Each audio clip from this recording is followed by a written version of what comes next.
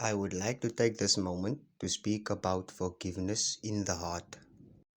In this life, it is very important to have a forgiving heart, no matter how badly someone hurt you or broke your heart.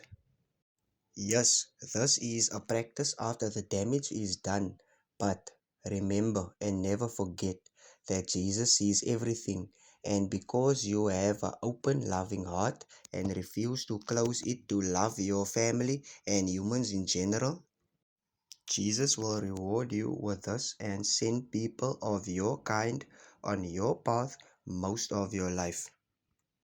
Remember, how we love is how we will go forward in life, and forgiveness is a positive impact in life. This also brings you internal healing, lifting the heavy weight from your heart and being able to make space for Jesus to totally renew you in Christ to guide you away from hurt. All this is possible if we believe in God with all our heart.